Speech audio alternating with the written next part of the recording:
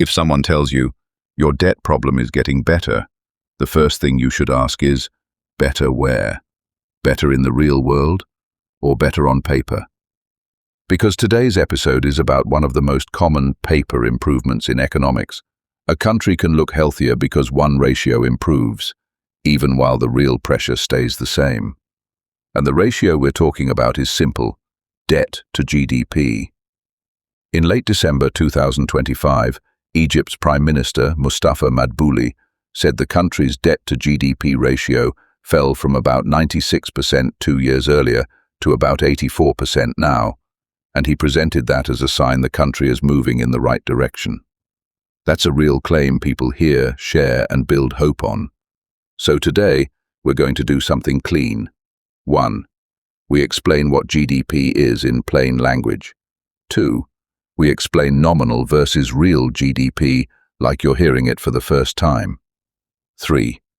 We explain debt to GDP and why it can improve even when the burden doesn't. 4.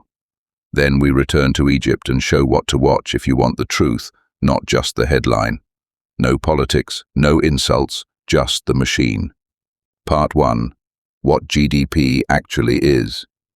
GDP is a yearly number. It's the total value of everything a country produces in 1 year. Goods, like food, cars, cement, and services, like transport, tourism, telecom, healthcare. Think of GDP as a big, yearly production counter. If a country produces more goods and services, GDP should go up. But here's the problem. GDP is measured in money, and money changes when prices change.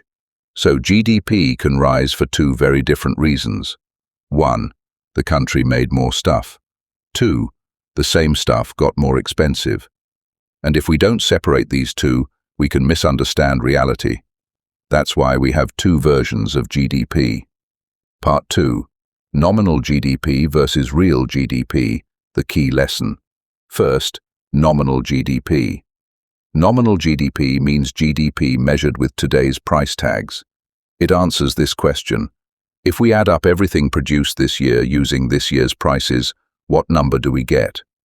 So if prices rise, if inflation is high, nominal GDP can rise automatically, even if production didn't grow. Here's an everyday analogy. Imagine a supermarket. Last year, milk was £10. This year, milk is £20. If the supermarket sells the same number of milk bottles, its total sales in money will still look bigger, not because it sold more milk, but because the price doubled. That is nominal GDP. It's a money total that includes both how much was produced and how expensive it became. Now, real GDP. Real GDP tries to measure what people actually mean by growth. Did the country produce more goods and services? To do that, real GDP removes the effect of price changes. The easiest way to imagine real GDP is what you get if you pretend prices did not change and you only count how much the country produced. So real GDP is closer to volume or quantity. Let's do the simplest example possible. Year 1. The country produces 100 units of output. Each unit costs £1. Nominal GDP is £100. Year 2. The country still produces 100 units, but now each unit costs £2 because prices doubled. Nominal GDP is £200. So nominal GDP rose by 100%. But did the country produce more? No, it produced the same 100 units. So real GDP growth is 0. The economy didn't grow. The price tags grew. This is why people can hear GDP is up while feeling poorer, because inflation makes the money number look bigger. Now let's do a second example, because real life is usually a mix. Year 1. 100 units at £1. Nominal GDP equals 100. Year 2. Output rises to 110 units. Prices rise to £1.5. Nominal GDP equals 110 times 1.5 equals 165. Nominal GDP rose from 100 to 165. That sounds like big growth, but it contains two different stories. Production rose, 100 to 110. Prices rose, 1 to 1.5. Real GDP tries to isolate production. So we ask, what would year 2 output be worth if prices had stayed at year 1 prices? Using year 1 prices, 110 units times £1 equals 110. So real GDP rose from 100 to 110. That's 10% real growth. Now we can say something meaningful. Nominal GDP rose 65%, but real output rose only 10%. The rest was price changes. That's the entire difference. Nominal GDP mixes output plus prices. Real GDP tries to show output without prices. And now we connect that directly to the debt ratio. Part 3. Debt to GDP. What it is and what it can hide. Debt to GDP is a simple fraction. Debt to GDP equals total public debt divided by GDP times 100. But to really understand it, we need one important idea. Debt is a pile, a stock. It's the total amount owed at a point in time. GDP is a flow, a yearly stream. It's how much the economy produces in 1 year. So debt to GDP compares. How big is the debt pile compared to 1 year of economic output? If debt to GDP is 100%, it does not mean the country can pay it off in 1 year.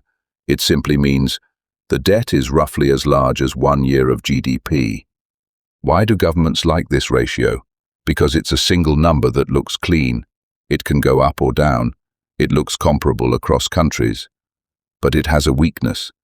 The denominator is GDP, and GDP can rise in nominal terms just because prices rose.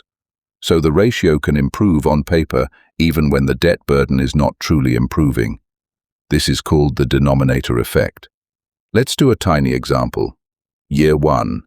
Debt equals 10. GDP equals 10. Debt to GDP equals 100%. Year 2. Debt rises to 12. GDP rises to 15, maybe because prices rose fast. Debt to GDP equals 12 divided by 15 equals 80%. The ratio fell from 100% to 80%, but debt rose from 10 to 12. So what happened? GDP, especially nominal GDP, grew faster than the debt. This is why a falling debt to GDP ratio is not automatically good news. It can be good news if it comes from real improvement, but it can also be a statistical improvement that hides the real pressure. So what's the real pressure? Here is the most important line in this whole episode. A country does not pay its debt using GDP. A country pays its debt using government revenue, taxes, fees, public income. So if we want the truth, we look at how heavy are interest payments and debt service compared to government revenue. Part 4. Bringing it back to Egypt, where the danger is. Now we return to Egypt. The government points to a falling debt to GDP ratio and says, "We are improving." Critics respond, "Be careful, because nominal GDP can rise with inflation, and ratios can look better while the budget is still suffocating." And here is the mechanical reason. Even if debt to GDP falls, Egypt can still face extreme pressure if interest payments are very large compared to revenues, and debt service takes a huge share of spending. So the public hears debt ratio down, but the lived reality depends on how much of the budget is consumed by interest and debt service. To keep this grounded, here are examples of how this pressure is described publicly. An IMF official was cited in October 2025, saying that despite improvements in the debt ratio, interest payments consumed about 75% of government revenues. And reporting on Egypt's draft budget for 2025/26 described debt service taking over 65% of total government spending. Now, even if you ignore the exact number, the meaning is simple.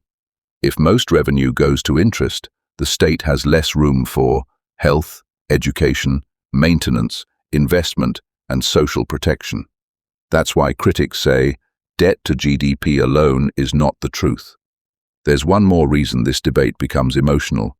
High inflation can raise nominal GDP, but high inflation also lowers purchasing power. So you can get this combination: nominal GDP rising, debt to GDP falling, people feeling poorer, and the state paying more to roll over debt because interest rates stay high. That's why we must separate the stories. Nominal GDP tells you, what does the economy look like in money terms at today's prices? Real GDP tells you, what does the economy look like in real production terms?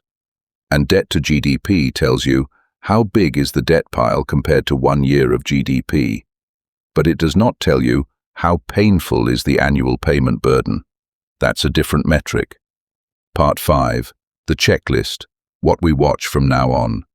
So here is our rule going forward. When we hear debt to GDP is falling, we ask 3 beginner-friendly questions. 1. Interest and debt service versus government revenues. Is the budget gaining oxygen or still choking? 2. Real GDP per person, real GDP per capita. Is the economy producing more per person, or are we just seeing inflation and population growth? 3. The cost of borrowing and refinancing risk. Are interest rates falling in a sustainable way? Are maturities improving? Or is the country constantly rolling over short-term debt at high cost? If these 3 improve, a falling debt ratio is real good news. If they don't, then a falling debt ratio can be a nice headline that hides the real pressure. Part 6. Closing. So yes, Egypt's debt to GDP ratio can fall, and that can be positive. But we never treat that ratio as a final answer, because in economics, the most dangerous numbers are the ones that are true, but incomplete. Next Monday, if we want to build on this, we can explain one more beginner concept that changes the whole conversation: GDP in local currency versus GDP in dollars, and why a country can look bigger in local money while becoming weaker in global purchasing power.